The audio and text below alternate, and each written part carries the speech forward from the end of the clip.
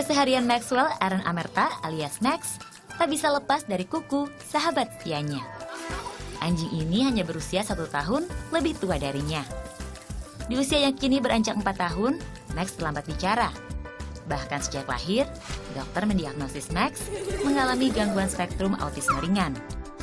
Anak yang memiliki keterlambatan bicara biasanya sulit berinteraksi dengan orang-orang sekitarnya, dan interaksi sosial anak dapat dirangsang, salah satunya dengan menghadirkan hewan peliharaan.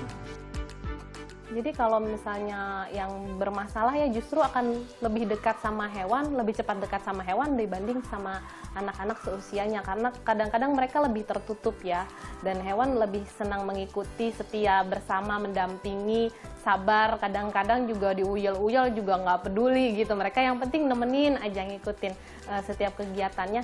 Dan jadinya si anak itu sendiri nggak merasa sendirian. Dulu, Max seringkali begitu gemas dan manja dengan Kuku, sampai-sampai ia tak sengaja menyakitinya. Namun kini Max belajar untuk memperlakukan Kuku dengan lebih lembut. Ya, kalau misalnya anak kecil kadang-kadang baru pertama kali tahu hewan makhluk hidup langsung dibejek atau apa, dia nggak seperti itu. Dia tahu cara membelainya gitu. Jadi bersikap baik sama hewan, lalu dia akan dapat feedback yang baik dan hewan itu setia ngikutin dia. Berdasarkan studi dari Universitas Missouri, hewan peliharaan dapat memperkuat keterampilan sosial anak-anak penyandang autisme. Bahkan riset lain dari Academic Hospital Brest, Prancis, hewan peliharaan dapat mengalihkan tekanan yang dialami manusia, membantu anak meningkatkan komunikasi lewat simbol dan isyarat, serta belajar menyesuaikan diri dalam berperilaku. Dia bisa membiasakan diri untuk bersentuhan, berinteraksi. Paling tidak ada kepekaan yang tumbuh ketika dia berinteraksi dengan binatang tersebut begitu. Bisa misalnya saja dengan mengelus atau mengajak jalan-jalan, sehingga anak secara emosional itu bisa lebih kaya, lebih mudah berempati ya.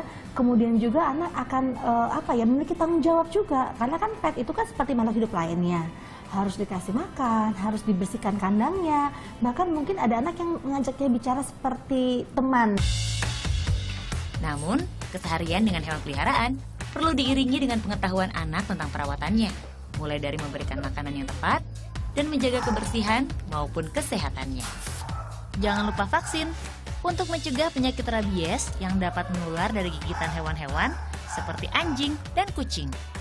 Berdasarkan data Badan Karantina Pertanian, lebih dari 40% kasus rabies di Indonesia menyerang anak.